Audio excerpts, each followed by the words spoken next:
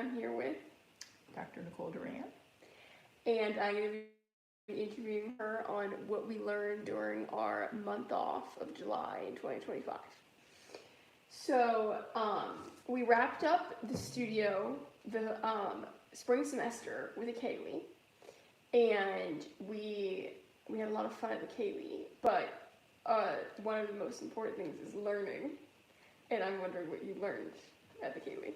Yes, that Irish Kaylee sharing of folk songs was so fun. I learned the background of my students. I learned how much confidence you have to be able to lead people through a folk song, which requires just some love for that particular song and some love for the other students to think what kind of tools do you need if you don't have the written notes in front of you. And I learned how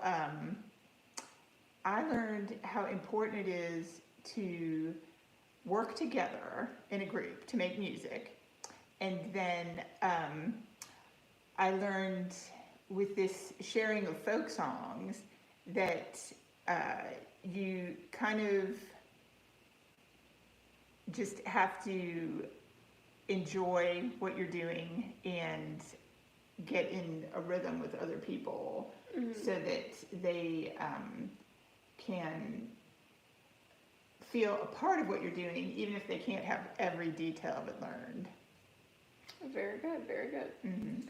Okay, and then halfway through July, we did me and you played for the Scopes Trial Centennial Dinner in Wright County. What was your favorite part of that? Like, what did you learn from that whole experience of getting together a repertoire from 1925? Yes. Okay. So what was fun about that Scopes trial is this is where it began to be legal to teach evolution in Tennessee. And I learned that music always has a historical context. Of course, God said music was meant to praise him. And yet we've found many ways to teach things and build up bodies of information that don't praise him.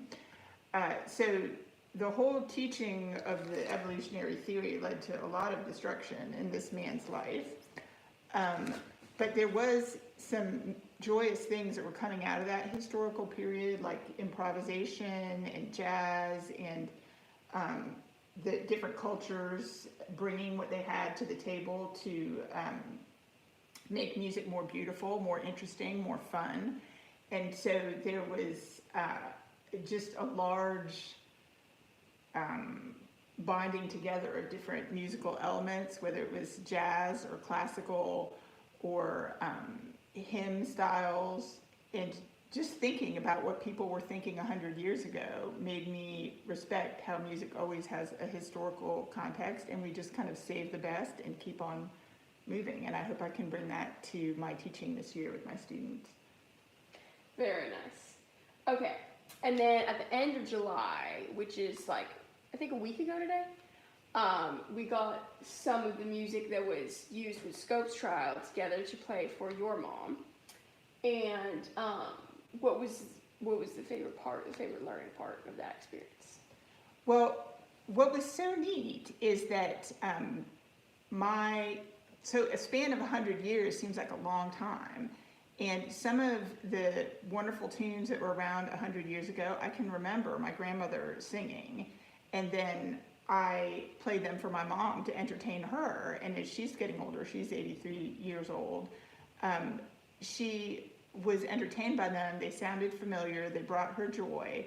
And it was much more intimate playing for my own family than it was playing in the background, like at a centennial meeting where there's just a large community of people celebrating a particular point in history and learning about it.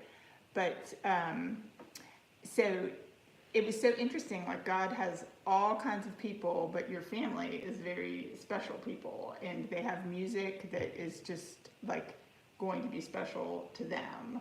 When you play Happy Birthday for them, or you play their favorite songs, or the songs that they sang to you when you were young, it brings back such awesome memories.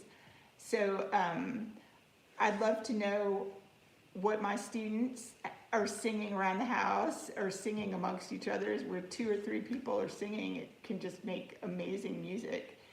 And